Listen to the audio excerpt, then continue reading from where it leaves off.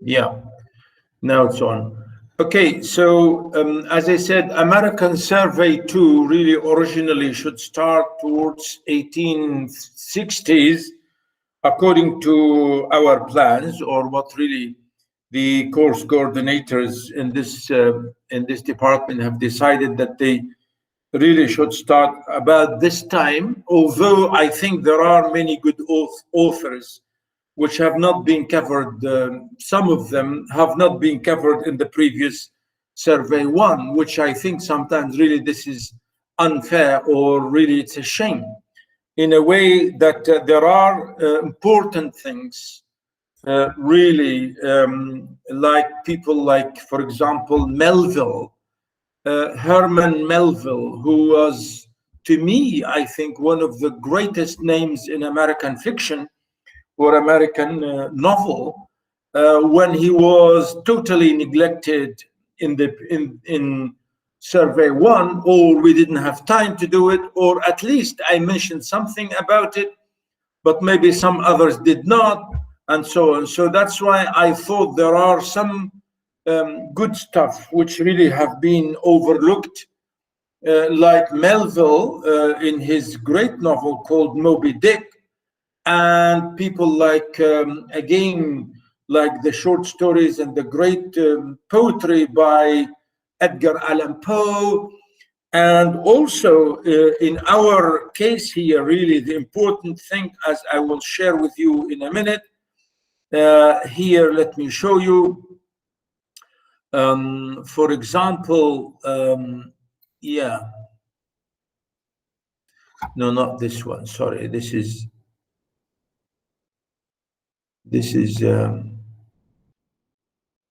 not the one I want to share, which is this one. Yeah. Really, the idea is that, for example, there are great names, like especially related to our first topic, which is the Civil War and the slavery and the slave system and the abolition of slavery and the effect of slavery and the slave narratives and so on. So we have really, really big names, but unfortunately, we have neglected that. Really, I thought that we should include some, but we could not agree on this. But anyway, that's not really the big issue now. But people like, for example, Harriet Beecher Stowe, in her great novel called Uncle Tom's Cabin. Really, that novel is a huge text. Uncle Tom's Cabin by Harriet Beecher Stowe, who was writing around the same time, with exactly in the middle of this, what is called, as I said, the slave, if you like, movement, or the anti-slavery movement, or the abolitionist movement, or the effect of the Civil War, because the Civil War did not start really like that out of the blue, because there was a lot of tension related to slavery and to the slave system and so on. So that's why, people, I don't know how we can connect this, but Beecher Stowe, really, in that novel called Uncle Tom's Cabin, a great novel, really talking about slave narratives and slavery and so on. But of course, since we have so many other texts, yeah, we have so many other options and so many other texts, we can say, yeah, of course, these are in the same way and they reflect in the same way. Yeah, I agree with you. I agree with you. But to such, important, effective text like Harriet Beecher Stowe, I think she should be respected and mentioned in this introduction. So the course, as you know, as you said, the Civil War, now really the Civil War actually happened in the 1860s. In the 1860s, really 61, 63, 65, etc., etc. Now the effect of this war and the result of this war and the devastation of this war really was because of slavery. Many people, I don't know, somebody asking something. Who's this? Saad Ali. Okay.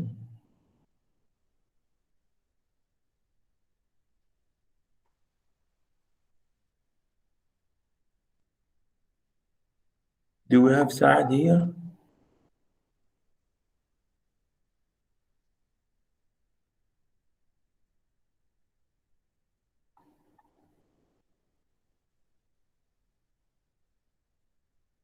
Or maybe this is a name, somebody using other people's names or their parents' names or what?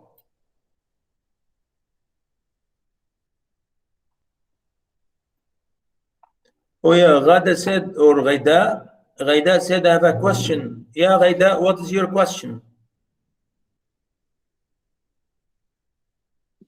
Yes, Ghaida? yes. Yeah? I was wondering about the videos in the Moodle.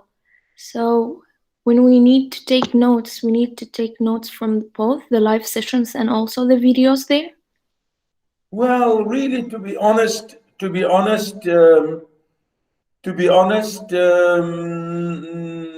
maybe yes and maybe really no, because I'm repeating. But you see, since I'm not, I told you that before, I'm not a machine and I'm not memorizing from anything. I was not reading from anything when I gave that lecture, and now I'm not reading from anywhere. I'm just giving like this. So I think maybe yes, but generally no. This is confusing, isn't it? Yeah, it's nicer to listen to both presentations or to both recordings, or maybe I will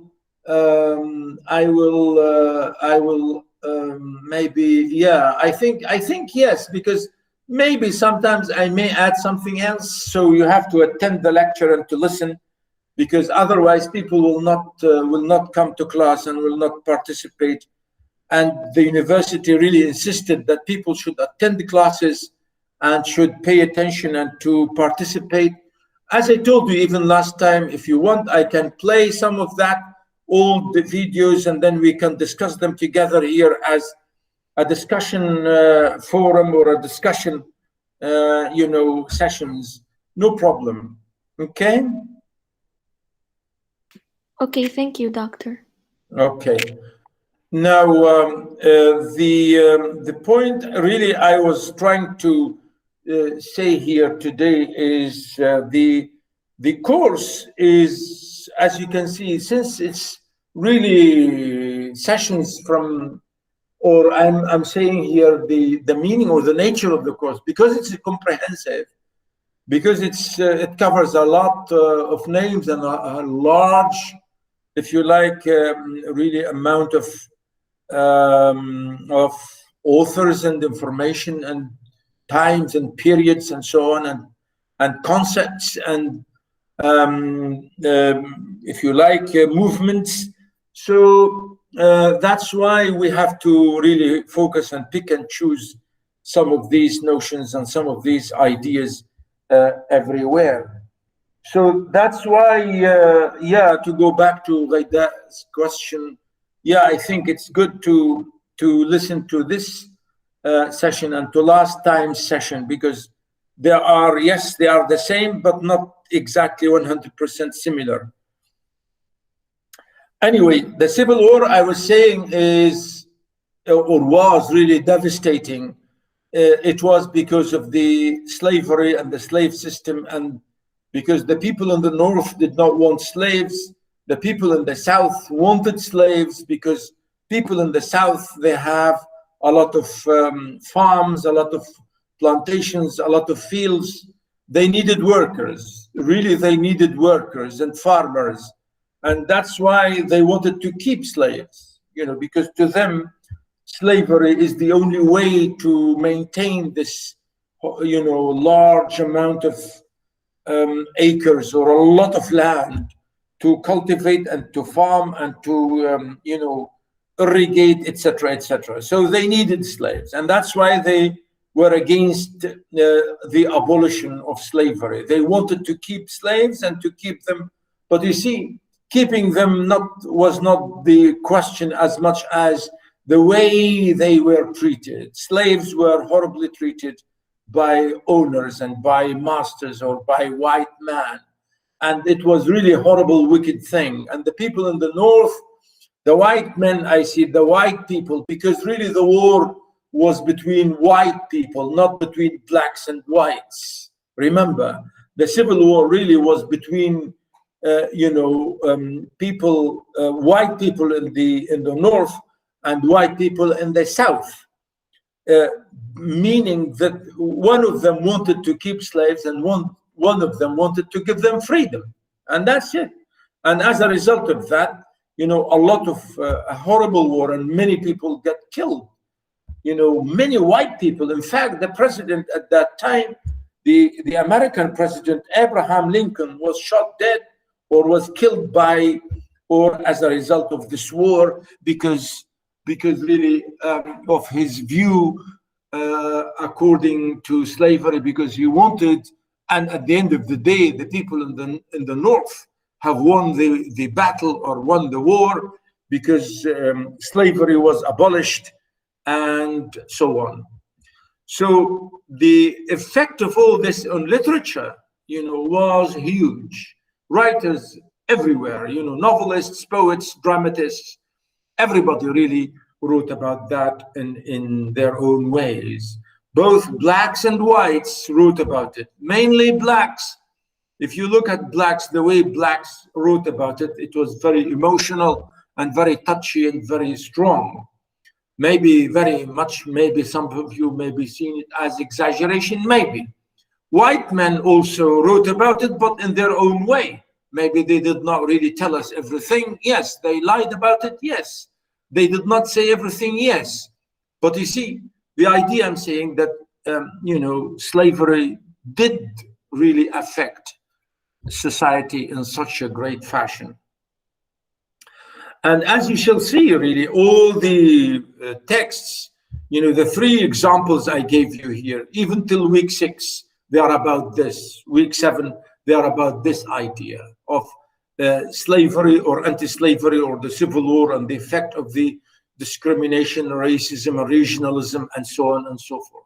All these ideas really were strongly reflected in these texts, as we shall see, especially in Mark Twain Adventures of Huckleberry Finn, especially again in the example, as I said, Booker Washington, and by Walt Whitman. So the idea really I want you to see here is that, if you like, as a result of this. Now, really, as I said, Whitman, for many people, may not be, if you like, may not be as, if you like, as a writer of to do with racism or to do with, if you like, to slavery or anti-slavery or so on. And I think I have, let me check, I have written something. Let me check that if I can share it with you.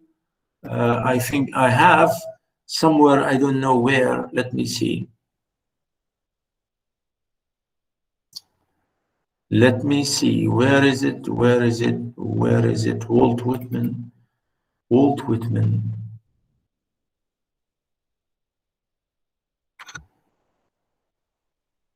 No?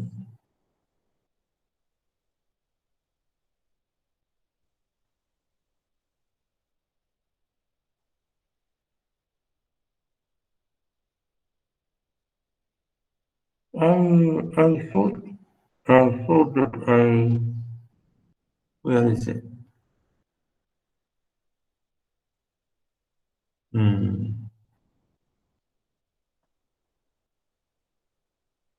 Let me see.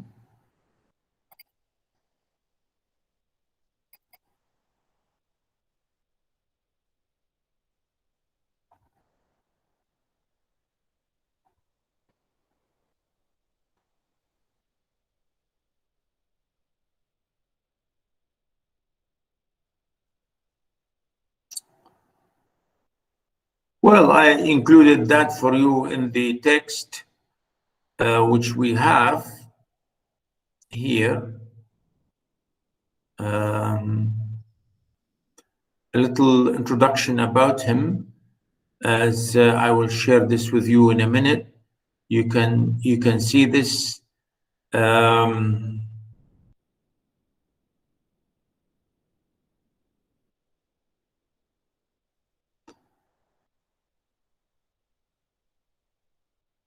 Yeah, I will show you this in a minute, but before before that, of course, I'm also would like to just maybe to point the idea that this course, or the beginning of this course, the question of, if you like, Renaissance, or the question of Romanticism, or the question of individualism, or the question of really this idea of as a result of maybe what we call transcendentalism, which is to do with Romanticism.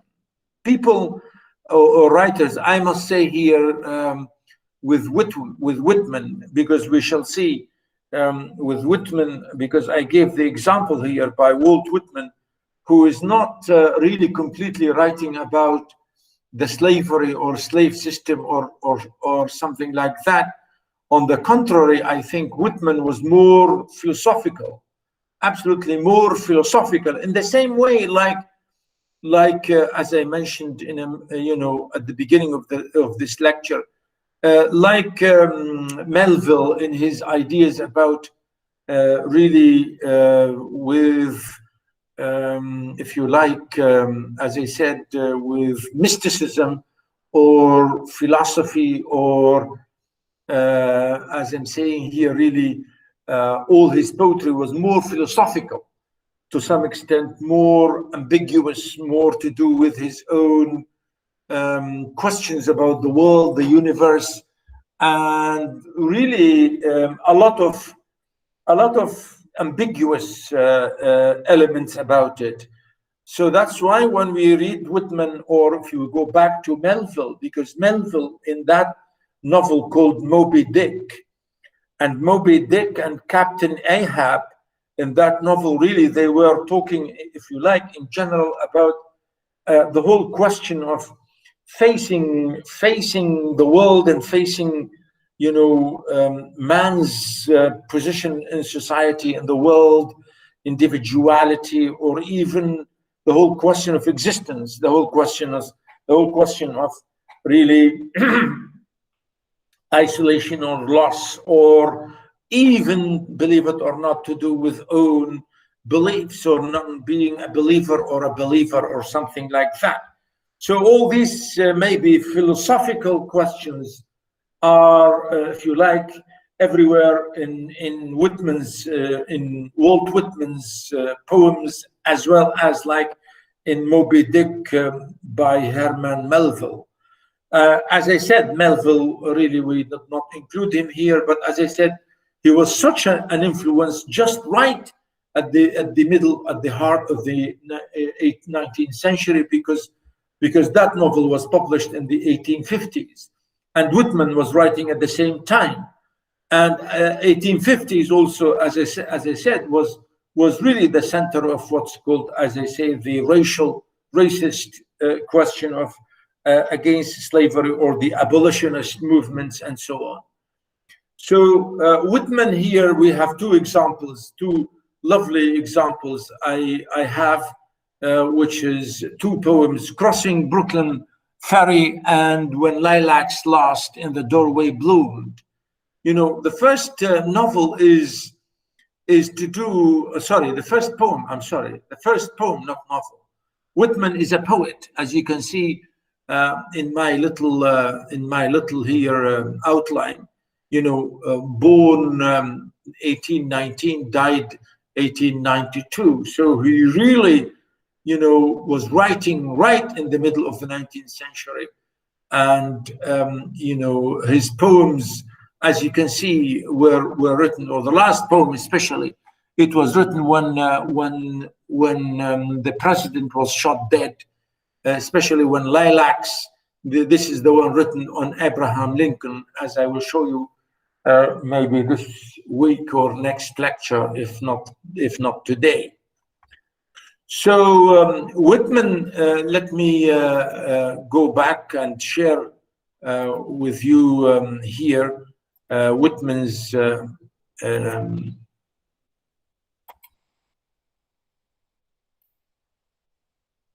yeah.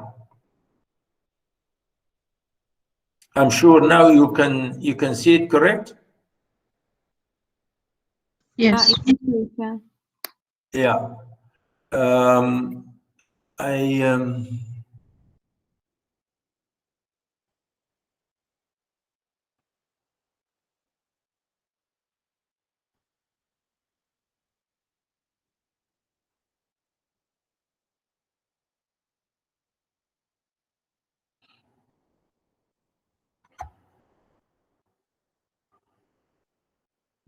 Let me.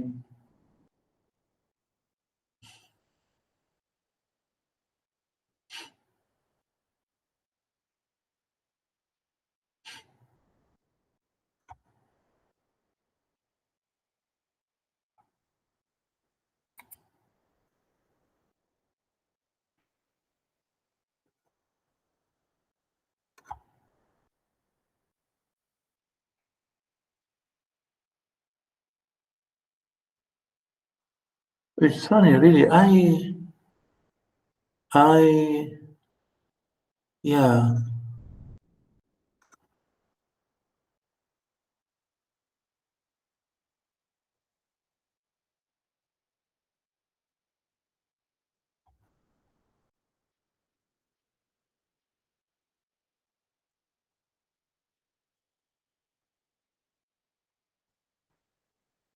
There is something missing somewhere. I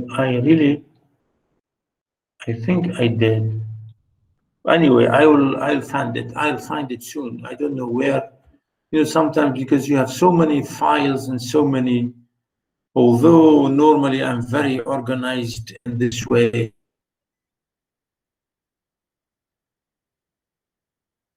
but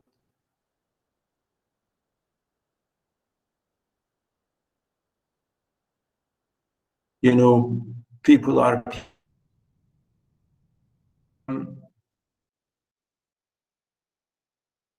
really, as you can see here, I gave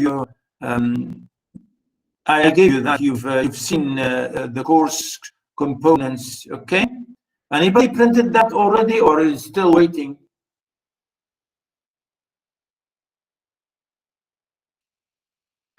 Anybody printed these things? Not yet, Doctor. Not yet. Okay. Yeah, so Whitman here, as you can see, I'm giving you a brief note, a little introduction about him.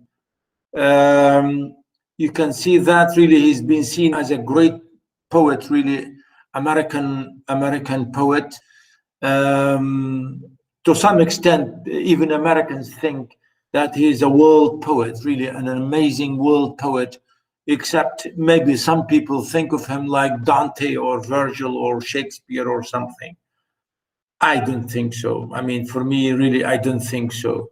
But never mind. That's what the Americans say about their own people. They have the right to say that. It's up to them to believe what they believe. So he talked about democracy, nature, love, and friendship. Many of his works, really, all of his poems, because Whitman was a great poet, really, in that way. He's talking about a lot of stuff. Now, this monumental work, which is Leaves of Grass, the title of this collection of poems called Leaves of Grass. I mean, this is really a funny title. I don't know why he said that. Grass, grass and leaves. I don't know. I mean, normally grass is grass. We don't say leaves of grass. But anyway, his title to me is a bit weird and strange. Now, this book, as I said here, praises or chanted a lot of stuff to the body as well as to the soul, and found bounty and beauty or assurance, etc., even in death. You know, it's a lot of philosophical, as I said, you know, the idea talking about the body and the soul and the beauty and resurrection, and so on, you know. Along with Emily Dickinson, Whitman regarded or was regarded or is regarded as one of America's most significant 19th century poets, and would influence later many poets, including Ezra Pound, William Carlos Williams, Simon Ortiz, and many others. Well, of course, I mean, poets always influence each other, and writers always influence each other. And Whitman, maybe many people think that he was such an influential figure. Well, okay. Now, the next paragraph here, I talk about brief, well, not me really, I edited this. I took this away from so many, well, not so many, but many, 1 or 2, 3 references from the net, to be honest. I wanted this to be brief for you to have an idea. You will find a lot of stuff on Whitman on the net, you know, hundreds of references. I think they are available there in so many ways, in so many fashions. Now,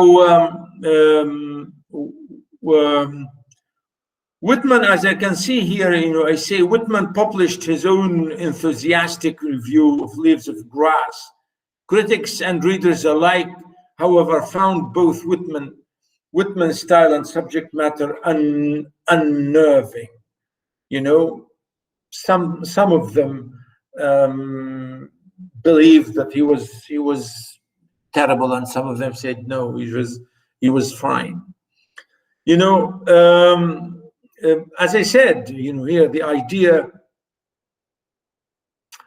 I think there's one thing about Whitman which I find really strange and amazing, is his style, really, the way he uses poetry, as I will show you, the way he uses his lines and his style and his poetry, which is, to me, in many ways, I thought it's not poetry, you know? In so many ways, I thought it's not poetry in a real sense, because he is using strange, really, style or strange format or strange stanza or something like this, which is, to me, you know, classical poetry is poetry, you know, rhyme and rhythm and so on and so forth. But here sometimes, you know, Whitman never uses this. And that's why I thought, to me, I mean, this is my own feeling. He was really a strange poet. Notice here I say a poet who abandoned the regular meter and rhythm or rhyme patterns of his contemporaries. Whitman was influenced, if you like, by the long cadence or cadences of and rhetorical strategies of biblical poetry, which is, again, to do with his own huge questions about the world. Now, Whitman was, if you like, because, if you like, some of his poetry was problematic and maybe strange and maybe weird and maybe crazy and so on. That's why he was really not liked and not received well by his own audience, or by the government, or by the system, or by the university, and so on. So that's why he was really, at some point, he was imprisoned and he was taken to courts and so on about his crazy, funny poetry sometimes that he uses. But of course, he was liked by many other people, especially, for example, in England, Dante Gabriel Rossetti and Swinburne, really among the British writers who really liked him. But yet again, maybe Swinburne, you know, the British, you know, Swinburne, Algernon, Charles Swinburne, and Rossetti were themselves seen by British people as crazy, horrible writers. Well, this is again the idea that you really don't know what's going on here. So the idea I'm saying that Whitman's poetry is very ambiguous, very philosophical, very strange in so many ways, really in so many ways. That's it. So really I chose for you one example or two examples by him, mainly because he's Whitman, and secondly because of the Civil War and the poem that you wrote about Abraham Lincoln, the shot dead president in 1865. Notice here, during the Civil War, Whitman worked as a clerk in Washington, D.C. For 3 years, he visited soldiers during his spare time, dressing wounds and giving solace to the injured. These experiences led to the poems in his 1865 publication, Trum Taps, which include When Lilacs Last in the Doorway Bloomed, Whitman's elegy for the president, or for President Lincoln, Abraham Lincoln. And I think this is the idea here. I want to conclude this little introduction. Please read it on your own and see the rest of that. I think it's quite interesting. Now the poem, as you can see, as I told you, if you look at it like this quickly, look at that. You say, what's this? Is this poetry? Sometimes you say, is this really poetry? But here again, I gave you summary and analysis. Again, I took this from so many sources from the net. You can see this may be reflected in so many ways, and I did it just for those of you who want quick idea about the whole poem. And I think this is important. Sometimes these notes everywhere you find, they are useful for us as students.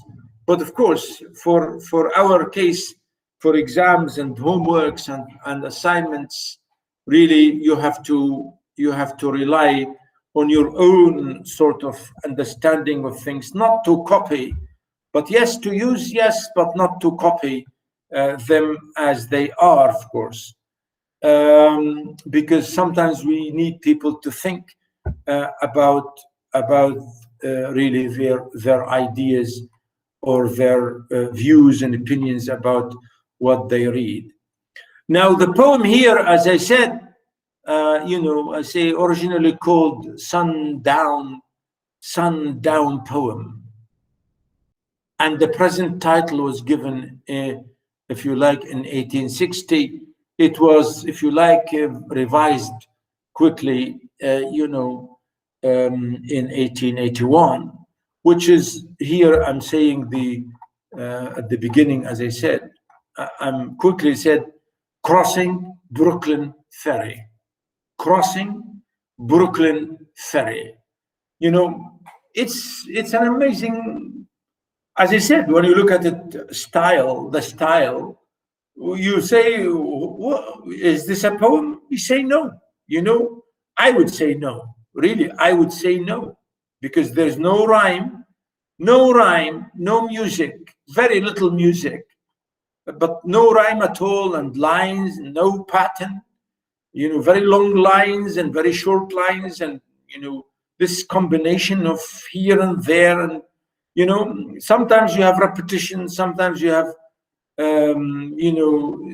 things like that, and so on. So it's a weird, strange mixture, and that's why I'm saying the way I read this, I say, is that poetry? As I say, really, this is very funny, strange poetry. If it's poetry, very strange, funny poetry. That's it, really. But yeah, again, we say, well, that's what he wanted, to challenge, You may say, well, he wanted to challenge the style. He wanted to challenge the technique of writing poetry. Well, big deal. Good for him.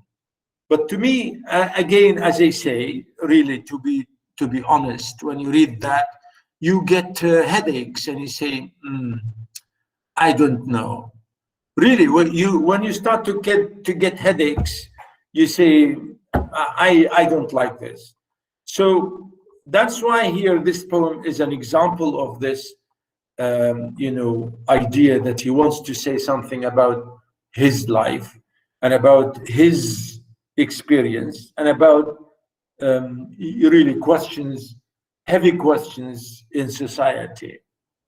Let me read maybe one or two stanzas, and I will go one stanza by one with you. Flood tide below me, I see you face to face. Clouds of the west, sun there half an hour high, I see you also face to face. Crowds of men and women attired in the usual costumes, how curious you are to me. On the ferry boats, the hundreds and hundreds that cross, returning home are more curious to me than you suppose. And you that shall cross from shore to shore, years hence are more to me, and more in my meditations than you might suppose. Well, you see, I read this for you in sort of trying to give it some music and try to give it some, tone and poetry, But you see, the speaker here is supposedly to be a lonely man, or let's say the poet, if you can say the poet. He's crossing this river, the Brooklyn River, which is a crossing river, a big river in New York, near Manhattan. It's really in New York State, New York City, right in New York, next to New York City. And he's, people sometimes cross the river all the time, coming and going, coming and going, coming and going to their work or every day, and he's talking about this idea. Again, you're saying about tide, flood tide below me, I see you face to face. Clouds of the west, sun there half an hour high, I see you also face to face. I don't know. I mean, the way he's talking here about the sun rising in the morning or the sun setting, we don't know. He means the West in us. For us, the West means the sunset. But again, here for him, the West, is it again the same thing, the sunset? I don't know, but we shall see. In a minute, I will explain it even more. So here he's talking to the people and to this ferry. The ferry is a small boat, normally a boat, a ferry, which is a boat to carry people from one area to another. Like here in Oman, I think you have ferries and you have ships to cross to Masandam area. I don't know, maybe to some other areas, you use a lot of these boats. Could be a big boat or could be a small boat or whatever, but these are called ferries, a ferry. And the Brooklyn is the area. As I said, it's the name again of the area and the name of the river. I don't know, even the word Manhattan is the name of the area and the name of the river. I'm not sure, but it's Brooklyn here is the name of the river. Crowds of men and women attired in the usual costumes. How curious you are to me. He's talking about how these people are coming in this ship. They are wearing, men and women wearing the same usual stuff, the same usual costumes, the same usual dresses. How curious you are to me, as if to say, you're always funny to me. You look funny, the way you are dressed, the way you are, all look alike. On the ferry boats, the hundreds and hundreds that cross. You know, saying many people crossing this road, many people crossing this river, I should say, not road. The ferry boats. You know, the word ferry again is using here to mean the going and coming. Ferry boats, hundreds, returning home or going to work, you know, going to work and coming back home and so on. Returning home are more curious to me than you suppose. You know, for him, as if he's sitting there and watching these people coming and going. And he's saying, maybe to me, looking at these people, to me, is a curious thing. Maybe you don't know what I'm thinking about. You know, he's imagining himself, if you like. He's now getting old and he's remembering things. And you that shall cross from shore to shore years hence are more to me. So he's now looking at the past and looking at the present. He's saying, maybe now I'm saying this, maybe from now, after 100 years from now even, I will have more people. Even from now till maybe hundreds of years coming. Somebody asking something? I don't know. Somebody. Sorry? Could you please again say what the meaning of ferry boats? Oh, sorry. Yeah, somebody was asking. Somebody, let me answer this. Asila asking, Doctor, slave narrative started after the Civil War or before it? Well, both really, before and after. Well before and after. Yeah, slave narratives started from 1830s, even 50 years before the Civil War, but they were not published as such. They were written well ahead before. Even in Survey 1, we mentioned examples in Survey 1. We mentioned people who wrote about slavery. If you remember Phyllis Wheatley, anybody did this with me?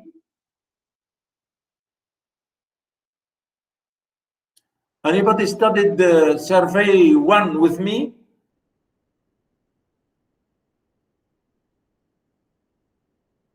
Hello?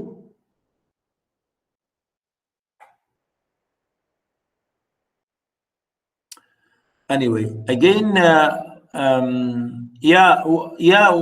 who was asking? Sorry? Yes, me, Doctor. Noor. Yeah. Noor al-Shalabi or al-Shibli? Shibli. Al-Shibli. Yes. Okay. Okay, Noor, yes. Yeah. Could you please again see the meaning of ferry boats? Yeah, okay. Really, the word ferry is the same name or another name for a ship. Really, it's the same name as a ship, a small boat or a big boat. It's a ship, small or big. Normally, they are used, or the concept is used only for those ships to carry people to as these I don't know, sometimes like these yachts, sometimes big yacht or small yacht. So it's another name for a ship, another name for a small ship, for a boat. That's it, really. And sometimes it's used as a verb. We say ferrying means taking back and forth. This is ferrying, meaning going and coming. That's also what it means to use it as a verb. It's used as a verb sometimes, right?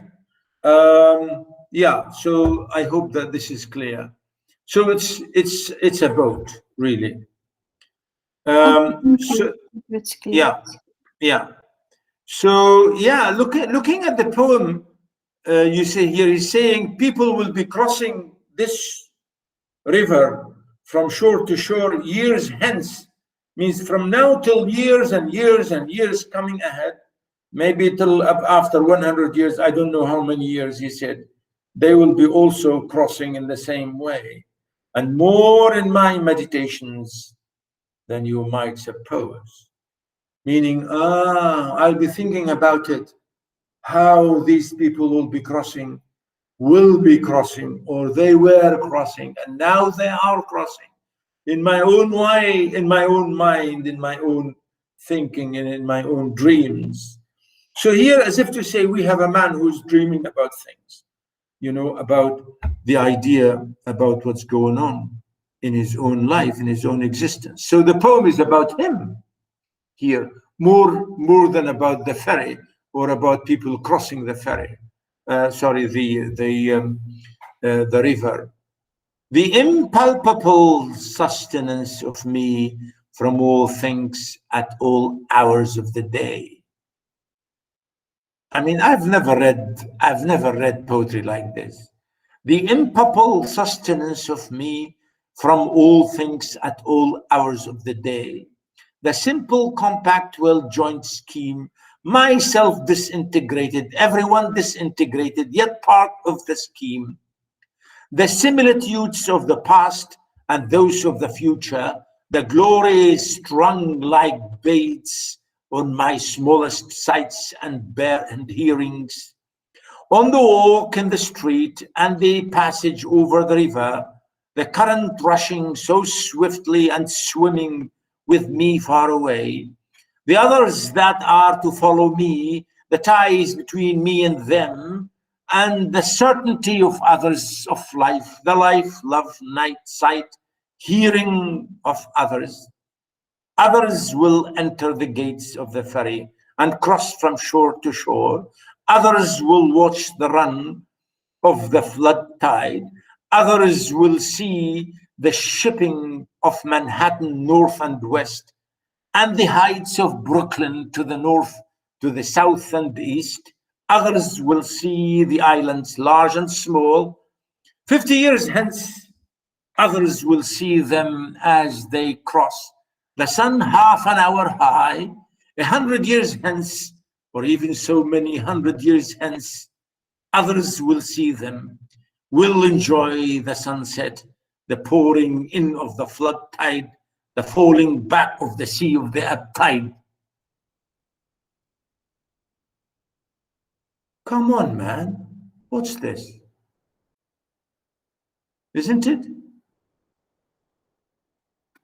I mean, reading this poem, reading this, it's nagging, isn't it? It's nagging. It's really painful to follow. What is he saying? What is he saying? I mean, look at the difficult language sometimes, the difficult words, the funny words he's using. Sometimes he's repeating others, and others, and others. He's repeating always others. And so what? Okay.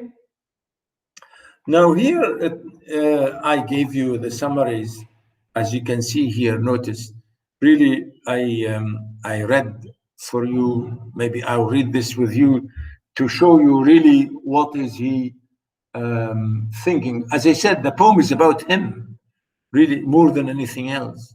The major image of the poem is the ferry. It symbolizes continual movement, backward and forward, a universal motion in space and time. The ferry moves on from point of land, from a point of land through water to another point of land. Land and water thus form part of the symbolic or the symbolistic pattern of the poem. You know, a lot of symbolism. Land symbolizes the physical, water symbolizes the spiritual. Well, the circular flow from the physical to the spiritual implies the dual nature of the universe. A dualism in philosophy means that the world is ultimately composed of or explicable in terms of two basic entities, such as mind and matter. mind and matter. الروح والمادة, المادة والروح, really, which is really the idea here. He's using this dualism. As I said, this is what I was saying to you about mysticism and about ambiguity and about his own life and about philosophy and about beliefs and about religion and about, you know, all these questions of biblical or philosophical questions. Really, that's what he was saying about this duality or dualism, or this, you know, two basic, the mind and the matter, or the spirit and the matter. From a moral point of view, it means that there are two mutually antagonistic principles in the universe, good and evil. Well, again, this is, as I'm saying, philosophical question, religious question, mythological question, really unbelievable question, which nobody can answer completely. In Whitman's view, both the mind and the spirit are realities, and matter is only a means which enables man to realize this truth. Well, he's saying here again to say what is matter and what is not matter, and what is the spirit and what is, you know, again, these are really amazing, ambiguous questions that really sometimes is very difficult to answer. Now, again, really here, Whitman's view both, as I said, realities, and he said his world is dominated by a sense of good and evil, has a very subservient place in it. Well, we know this, you know, the question of good and evil. I think this is the entire question of our existence, really.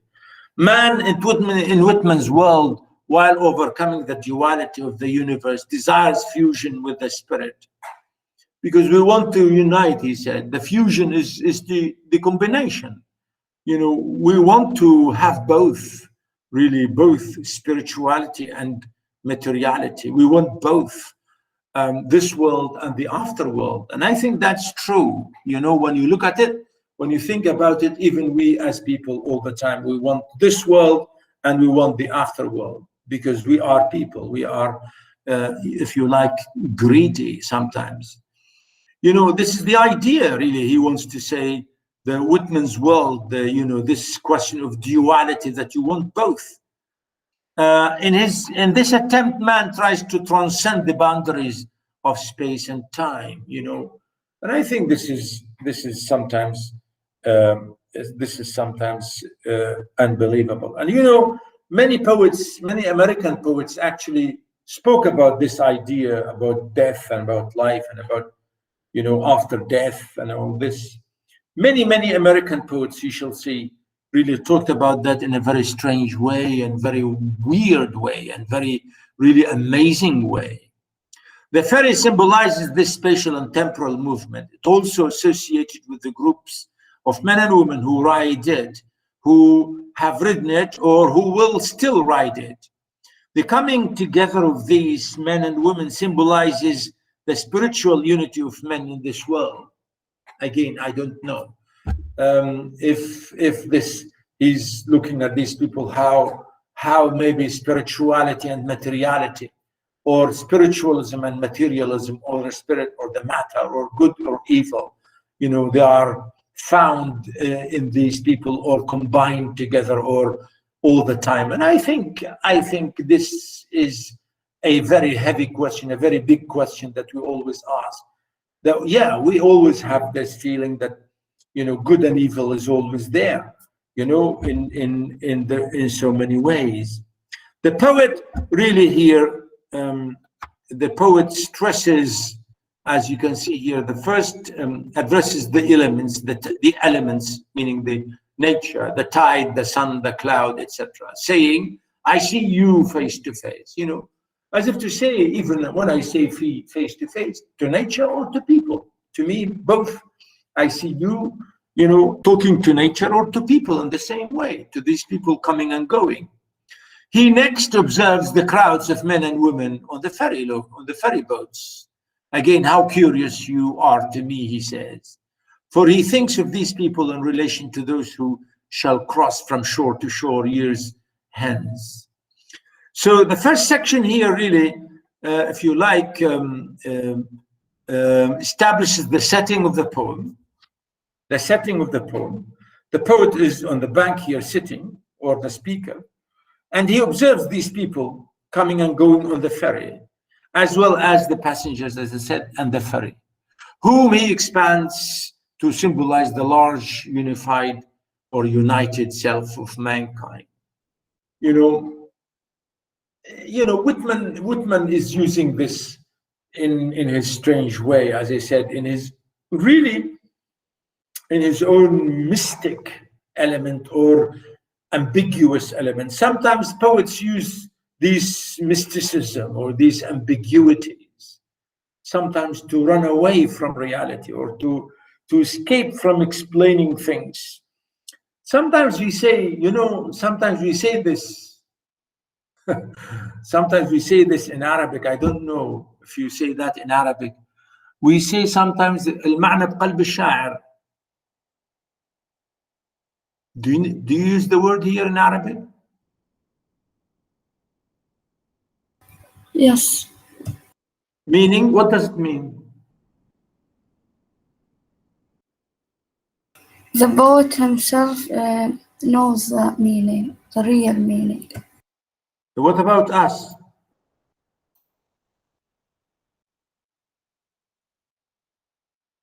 Doctor, maybe we can say أهم شيء المضمون.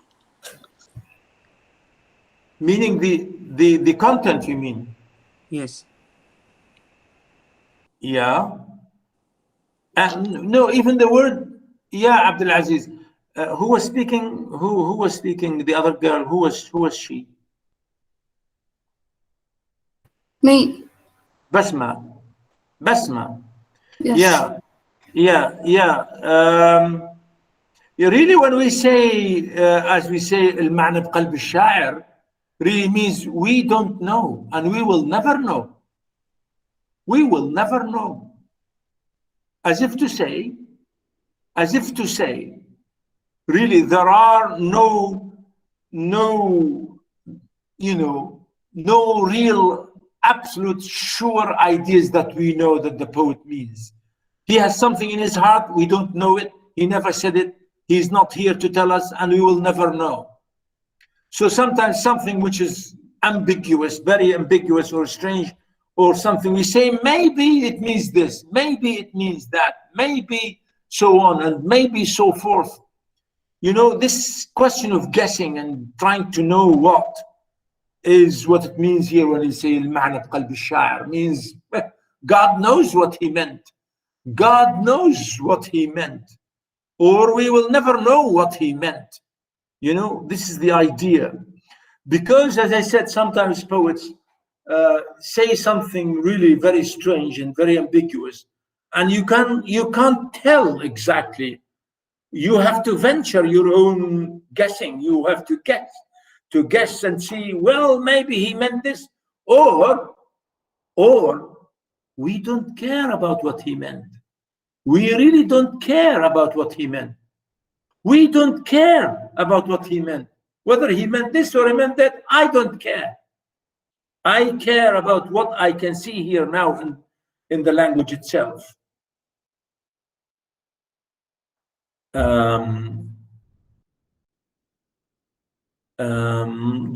Duha, are you saying, he said, Doctor, we don't have the summary and analysis part in the booklet on Moodle. Is that right? Duha? Yes, doctor. So maybe the copies that I sent you with no comments? Yes, without the summary and analysis part. Without these summaries, or maybe that I have added those later on. Yeah, okay. Okay. Maybe I will send them to you later on. But really, I thought this is. I think you can find that yourselves in your own ways. No problem. Yeah. Okay. So the idea I was saying here, really, this section is talking about the setting of the poem, as you can see.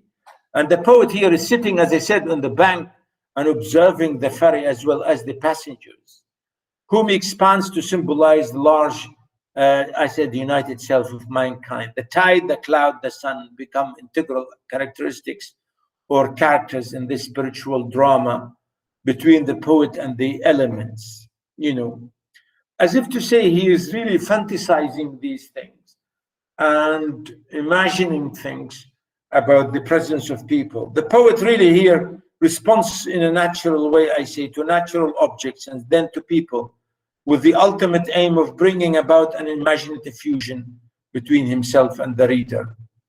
The idea really I want to say here is that he is trying to give us the introduction about this poem, as if he's watching, clearly watching and trying to link all the parts that he sees together to make something really clear and understandable to us. And I think, I don't know if this is, when we talk about spiritual drama, you know, I don't know whether this is possible or not, but you see, he wants to say that I'm doing all this to make you understand my position and my case here. So as you can see here, the first section. Now the second section, I read this and I will go back because I read it for you. The second section here, the men and women on the ferry boat become the eternal, impalpable, indefinable, imperceptible sustenance. Sustenance or nourishment of the poet. What does it mean? Meaning, you know, these people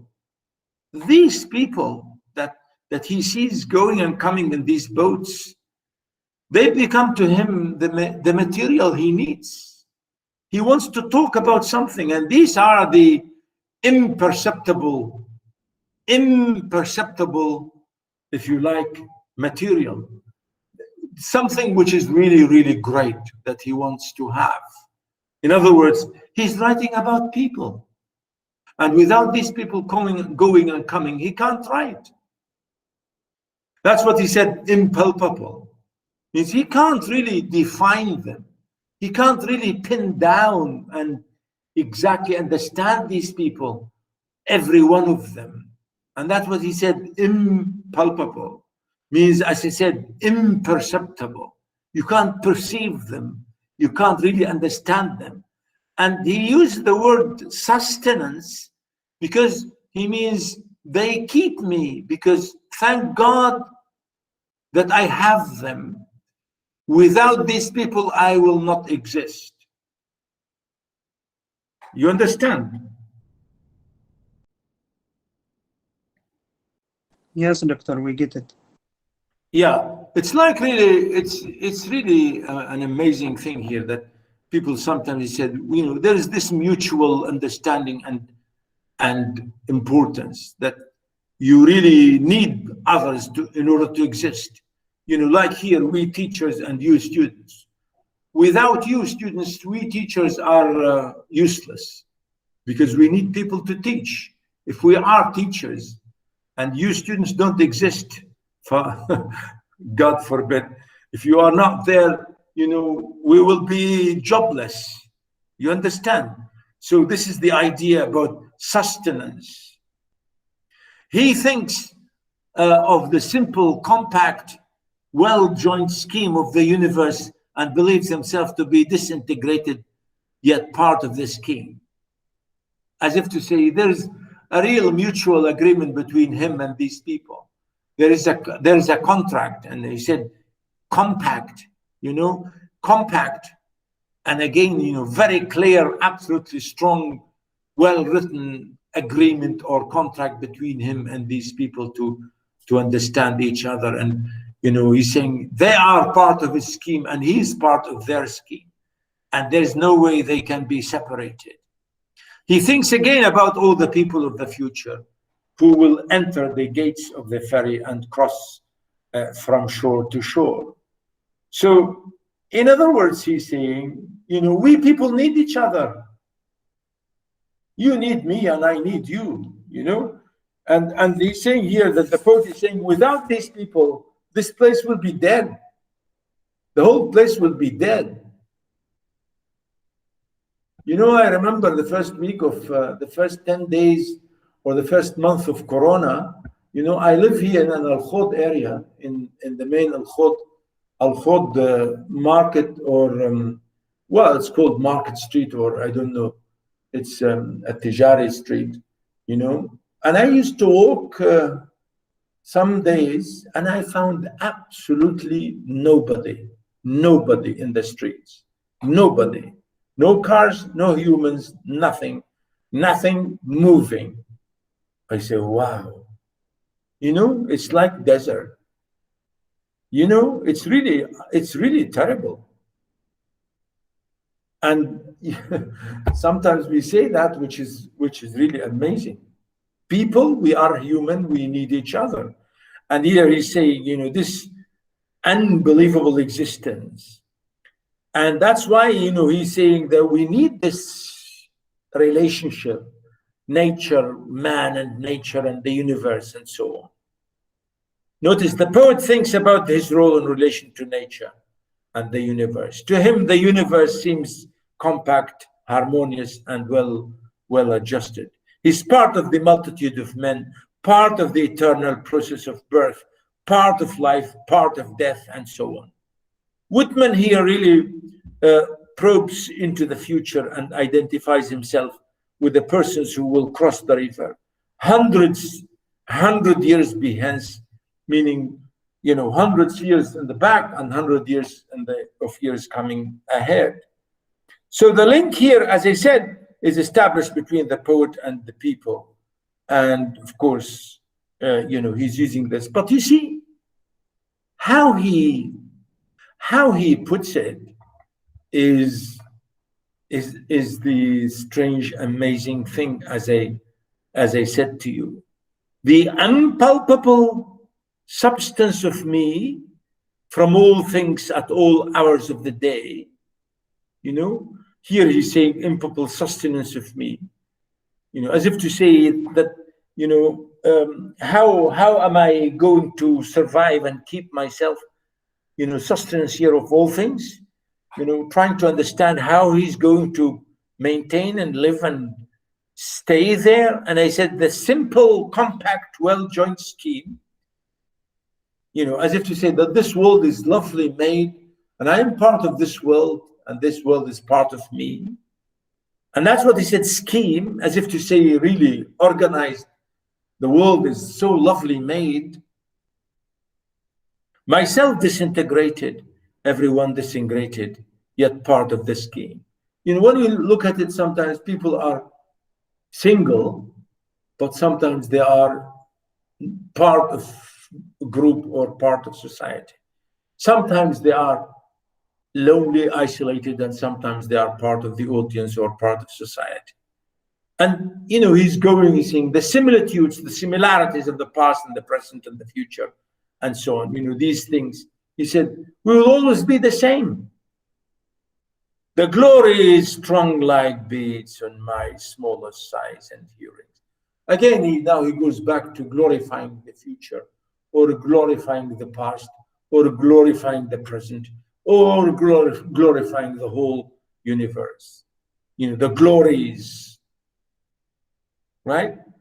And he explains more on the walk in the street and the passage over the river, the current rushing so swiftly and so swimming with me far away, the others that are to follow me, the ties between me and them, the certainty of others, the life, love, sight, hearing of others. You know, he's counting the elements, the people around him, you know, the society, everything, how people moving swiftly and swimming, coming and going, and everybody, you know, he's talking about everyone, you know, the connection and the ties, you know. Again, he goes on, others will enter the gates and cross from shore to shore. Others will watch the run. Again, others will see the shipping. others will see the islands. You know, he's really repeating the same thing, as if to say, well, yeah, you know, he's exaggerating and repeating the same thing. 50 years hence, since 50 years ago, and then he said, others will see them as they cross. Maybe after 50 years, maybe after 100 years, the sun half an hour high, you know, as if to say, is going down before the sunset. 100 years hence, again he goes. Once 50 years, now 100 years, even so many 100 years, you know, he's saying, again, he's repeating and exaggerating. 50 years, 100 years, more than many 100 years, and many years, you know, he's saying, we'll enjoy the sunset. We will all be doing the same thing. The pouring in of the flood tide, the falling back of the sea, of the subtide, of the ebb tide. He's saying, we will be doing the same thing all the time. Years and years and years past, and years and years and years coming in the future. We will be the same thing, and we will watch the same thing. We will do the same thing. So what? Come on, man. What do you want to say? Isn't it? You know, you ask yourself here, what do you want to say, my friend? Well, I will tell you what the rest of this next week or next lecture, inshallah. If you have any question, please tell me now. If you have any question, please ask. Okay, any question? Thank you, Doctor.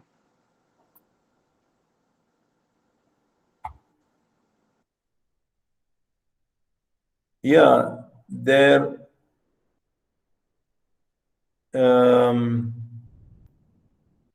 Well, in my attendance, let me see my attendance. Somebody, two people missing. Who are they? I'm trying to use this Google attendance. Yeah, I got it now. I got it now, but 2 people missing. I will check my system here because I have an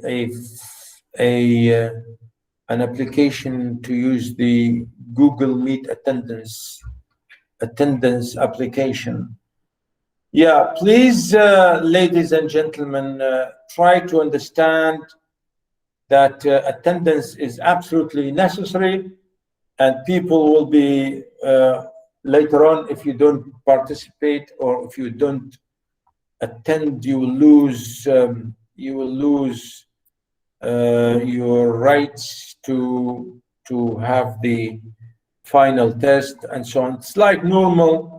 It's like normal thing in the usual life situation. Okay, any question, anything, ladies and gentlemen, boys and girls, any question?